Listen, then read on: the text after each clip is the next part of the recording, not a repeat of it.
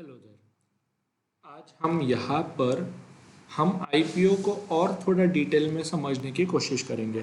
तो मैं अब आपको एक एग्जांपल से समझाने की कोशिश करूँगा कि आईपीओ का प्रोसेस और आईपीओ में छोटे छोटे ज़रूरत पड़ने वाले टर्म्स कैसे होते हैं।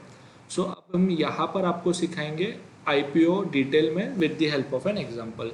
तो अभी रिसेंटली एक आईपीओ होकर गया था जो था एसबीआई कार्ड्स का। सो एसबीआई कार्ड एक क्रेडिट कार्ड कंपनी है जो अपने क्रेडिट कार्ड बेच के पैसा कमाती है। तो अब एसबीआई कार्ड ने पहली बार अपने शेयर बाजार में कैसे बेचे थे और उनके बदले में पैसा कैसे कमाया था वो हम यहाँ पर देखेंगे। सो अब हम ज़रा शुरुआत करेंगे। तो ये हम क्या देख रहे हैं कि एसबीआई कार्ड जो कंपनी है वो क्रेडिट कार्ड से पैसा कमाती है। उनका ज़रा बिजनेस मॉडल के अब यहाँ पर ज़रा बारे में एक्सप्लेन किया गया है। कंपनी के प्रमोटर इज़ दी एसबीआई, मतलब स्टेट बैंक ऑफ इंडिया जो है वो इस कंपनी की ओनर है। तो अब इधर पे आपको ऑब्जेक्ट्स ऑफ द इशू दिखेंगे। ऑब्जेक्ट ऑफ द इशू का मतलब क्या है कि इस आईपीओ को निकालने के पीछे कंपनी का गोल क्या था, यानी कि इस आईपीओ के आने के बाद जो पैसा रेज होगा उस पैसे से कंपनी करेगी क्या। तो ये गोल्स आपको यहाँ पर एक्सप्लेन किए गए हैं, बट अपने लिए फ़िलहाल यहाँ पर इम्पोर्टेंट जगह है। अब सबसे पहले आपको दिखाया जाएगा आईपीओ का डेट। तो आईपीओ का डेट हमेशा याद रखिए, आईपीओ का इशू चलता है 3 वर्किंग डेज के लिए। सो बेसिकली बैंक जैसे बैंक के टाइमिंग के हिसाब से सुबह 9 से शाम के 5 के बजे तक आपका आईपीओ का प्रोसेस फॉर्म भरने का टाइम चलता है। वैसे अगर आप ऑनलाइन फॉर्म भरते हैं तो आप कभी भी भर सकते हैं, आप अपने ब्रोकर के थ्रू भी कभी भी फॉर्म भर सकते हैं। लेकिन फॉर्म के एक्सेप्टेंस का जो टाइम होता है वो 3 वर्किंग डेज के लिए ही होता है। लास्ट डे को शाम के 5 बजे आईपीओ का फॉर्म भरने का टाइम खत्म हो जाएगा। अब यहाँ पर आपको एक सेकेंड वर्ड दिख रहा है जिसको बोलते हैं बुक बिल्ट इशू आईपीओ। अब बुक बिल्ट इशू आईपीओ का मतलब क्या है कि आपने अगर एग्जाम्पल देखा तो आपको एक रियलाइज होगा कि एक सिंगल प्राइस से कंपनी शेयर नहीं बेचती है। आपको यहाँ पर दिखाई देगा कि कंपनी एक्चुअली एक प्राइस का रेंज देती है कि हम इस प्राइस के रेंज में बेचना चाहते हैं अपने शेयर। अब ये रेंज दिया क्यों जाता है, क्योंकि समझिए अगर कंपनी ने एक सिंगल प्राइस दे दिया, समझो मान लो 100 रुपये का ये मुझे 1 करोड़ शेयर बेचना है। अब इसमें प्रॉब्लम क्या होता है कि कुछ लोगों को शेयर का प्राइस पसंद आएगा, कुछ लोगों को शेयर का प्राइस पसंद नहीं आएगा। तो ये रिस्क की वजह से क्या हो सकता है कि कंपनी अपने सारे शेयर बेच नहीं पाएगी।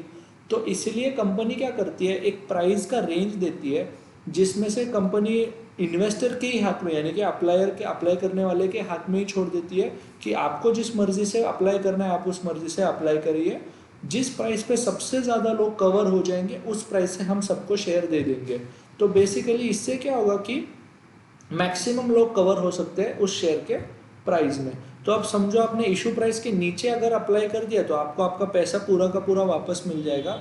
अगर आपने ऊपर थोड़ा अप्लाई किया तो दो ही चीज़ें हो सकती है, या तो समझो आपको इशू प्राइस से आपका शेयर मिल जाएगा, आपने जो एक्स्ट्रा रुपए दिए थे वो आपको वापस मिल जाएंगे, या फिर अगर आपको शेयर नहीं मिला तो आपको पूरे के पूरे वापस पैसे मिल जाएंगे। सो इस तरीके से कुछ बेसिक अलॉटमेंट होती है। तो इस बेसिक पूरे अलॉटमेंट को बोलते हैं बुक बिल्डिंग इशू। अब बुक बिल्डिंग क्यों, क्योंकि प्राइस का जो बुक है वो इन्वेस्टर यानी कि अप्लाई करने वाला डिसाइड कर रहा है, इसलिए इसको बोलते हैं बुक बिल्डिंग।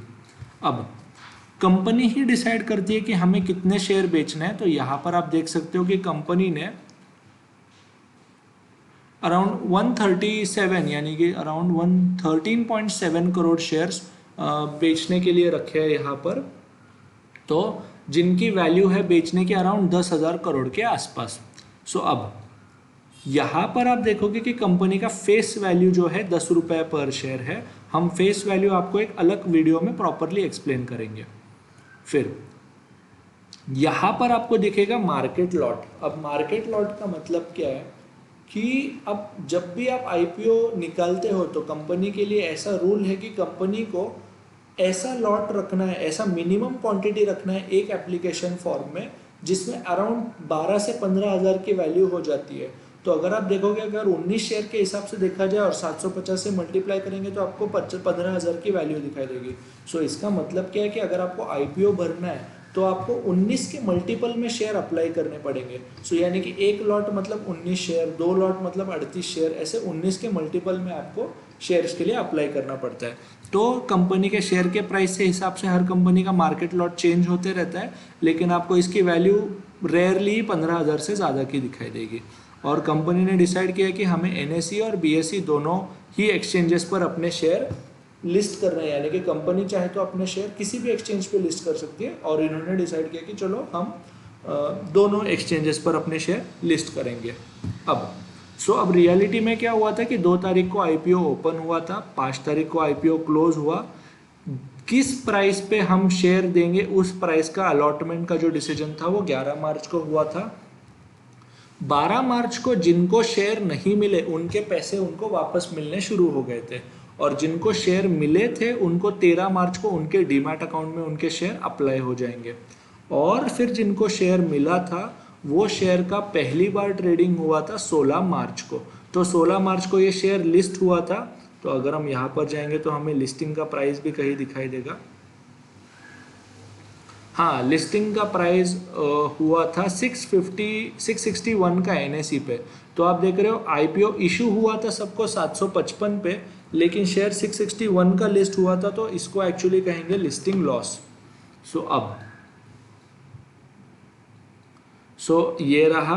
अब उसके बाद आप यहाँ पर ज़रा देखेंगे कि एसबीआई कंपनी ने एसबीआई के एम्प्लॉयज़ के लिए कुछ शेयर रिजर्व रखे थे, यानी कि अगर एम्प्लॉयज़ के लिए आप अगर देखोगे तो हम नीचे जाते हैं ज़रा, अराउंड 18 लाख शेयर एम्प्लॉयज़ के लिए रखे गए थे। अब कंपनी क्या करती है अपने टोटल शेयर्स में, यहाँ पे आप देख रहे हो अराउंड 10 करोड़ के आसपास शेयर्स थे, जिसमें से 2 करोड़ 40 लाख जो शेयर थे वो इंस्टीट्यूशंस के लिए रखे गए थे, यानी कि कंपनीज, म्यूचुअल फंड वगैरह। और जो कुछ बाकी के जो शेयर्स थे वो रखे गए थे नॉन इंडिविजुअल इन्वेस्टर, यानी कि एनआरआईज, और जिनका एप्लीकेशन फॉर्म 2 लाख के ऊपर का है उनके लिए यहाँ 18 लाख शेयर्स रखे गए थे। रिटेल इंडिविजुअल इन्वेस्टर्स के लिए 4.2 करोड़ शेयर्स रिजर्व किए थे, उन्होंने अपने एम्प्लॉयज़ के लिए इतने शेयर्स रिजर्व किए थे, और बाकी के जैसे कि ट्रस्ट, स्कूल्स, इन सब के लिए इतने बाकी के शेयर्स रखे जाते हैं। तो अगर आप यहाँ पे एक एक्स का फिगर देख रहे हैं, इसका मतलब क्या है कि एक्चुअली में तो शेयर बेचने के लिए रखे गए थे 10 करोड़, लेकिन उसके लिए 26 गुना ज़्यादा फॉर्म के एप्लीकेशन आए, यानी कि 10 करोड़ शेयर्स के लिए 26 करोड़ शेयर्स के एप्लीकेशन आए। तो इसको कहते हैं 26 गुना ओवर सब्सक्राइब हुआ था ये आईपीओ। यहाँ पर आप देखोगे कि लिस्टिंग डेट के दिन क्या हुआ था, लिस्टिंग हुई थी इसकी 16 मार्च को। अब बीएसई पर और एनएसई पर हर शेयर को एक शॉर्ट कोड मिलता है जिससे वो पहचाना जाता है, लेकिन हर शेयर को पहचानने के लिए उसको एक आईएसआईएन कोड दिया जाता है जो हर एक्सचेंज पर सेम रहेगा। अब तो आपको दिख रहा है कि लिस्टिंग के डे के दिन आईपीओ इशू तो हुआ था 755 का, लेकिन शुरू हुआ था बीएसई पर 658 का, नीचे गया था 658 तक, हाई गया था 755 तक, और उस दिन क्लोज हुआ था 683 पर। तो इस तरीके से आपका जो आईपीओ था वो शेयर मार्केट में लिस्ट होता है पहली बार। और इस आईपीओ ने शुरुआत की थी 2 मार्च को और ख़त्म हुआ था 5 मार्च को इसका आईपीओ का प्रोसेस, और फाइनली ये शेयर 16 मार्च को लिस्ट हो गया था। तो पूरा प्रोसेस बेसिकली 2 हफ्तों में पूरा हो जाता है। अगर आप अप्लाई करेंगे तो आपको या तो शेयर मिलेगा या तो नहीं मिलेगा। अगर मिला तो आप वो शेयर अराउंड 10 दिन के बाद आप वो शेयर एक्सचेंज पे बेच सकते हैं, या फिर आप अपनी मर्जी से उसको मर्जी से होल्ड भी कर सकते हैं। ये है बेसिक आईपीओ का एक शॉर्ट में प्रोसेस डिटेल में कि कैसे चलता है आईपीओ। तो इसके लिए हम